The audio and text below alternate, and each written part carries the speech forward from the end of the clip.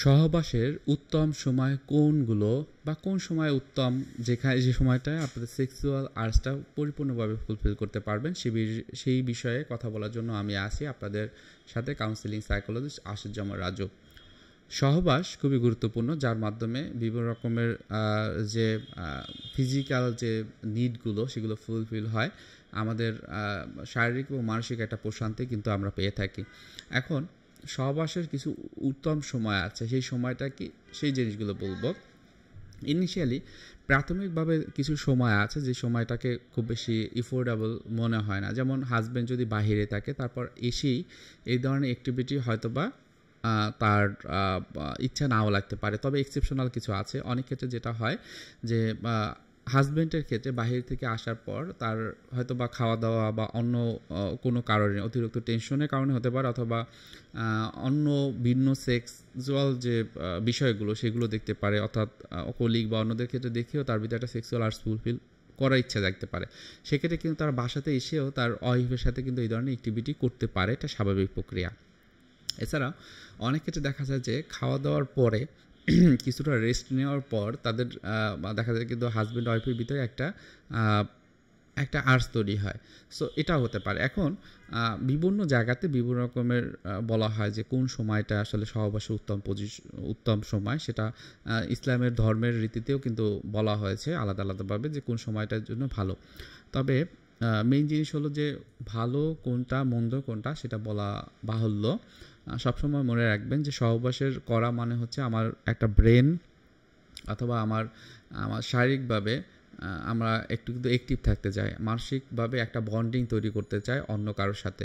এখন এই শারীরিক এবং মানসিক বন্ডিংয়ের ক্ষেত্রে যদি এরকম হয় যে আপনার হচ্ছে যে কোনো রকমের একটা প্রবলেম তৈরি হয়, একটা কনফ্লিক্ট তৈরি হয়, তখন কিন্তু এই কনফ্লিক্টের কারণে অন্যান্য যে সমস্যাগুলো সেগুলো হতে পারে। সো সবসময় কি থাকবে যে আপনি মেন্টালি কেমন আছেন। আপনি যদি ভালো থাকেন, শারীরিকভাবে আপনার যদি কোনো রকমের অস্বস্তি বোধ না হয়, আপনি যে কোনো সময় কিন্তু এই ধরনের মিলন কিন্তু আপনার হাজব্যান্ডের সাথে আপনি করতে পারেন বা আপনার ওয়াইফের সাথে করতে পারেন। সবসময় নিজেকে একটু খেয়াল রাখা যে আমি কেমন আছি।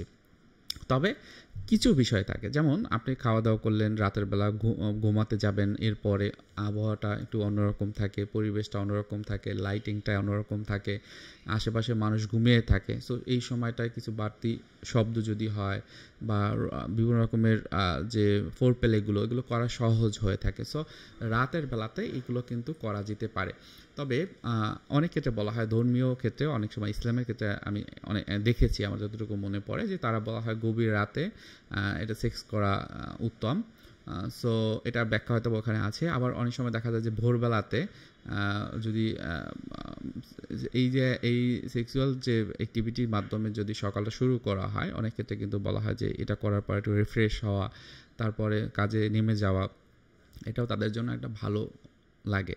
সো এই আর কি। তো মেইন জিনিসটা হলো যে আপনি আপনার পার্টনার এবং আপনারা দেখবেন যে কোন সময়টা আপনার ভালো লাগে। স্পেশালি অনেক ক্ষেত্রে দেখা যায় যে এরকম পার্টনারের সাথে সেক্সুয়াল অ্যাক্টিভিটি করতে করতে একটা সময় একটা ফিক্সড হয়ে যায়।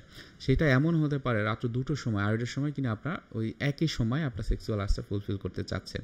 সো এটা কিন্তু আপনার নিজেরা কিন্তু কি হয় যে আপনার ফিজিক্যালি এবং মেন্টালি এটা অটোমেটিক্যালি তৈরি হয়ে যায়। সো এটা একটু খেয়াল রাখা। সবসময় মনে রাখবেন হেলদি ওয়েতে। এটার পর একটা সার্কেল, এর আগে আমার ভিডিওতে আছে যে এটা কিন্তু একটা সার্কেলে তৈরি হয়। সেই সার্কেলটা যেন ঠিক মতো হয়। ব্যাপারটা এরকম না যে এটা করতে গিয়ে আপনি রাতে ঘুমাচ্ছেন না, তাহলে কি হবে, এটা কিন্তু সমস্যা হয়ে যাবে। সো এক্সেপশনালি হয়তো আপনার বন্ধের আগের রাতেগুলোতে আপনি কীভাবে কাটাবেন সেটা আপনি ঠিক মতো করে নেবেন।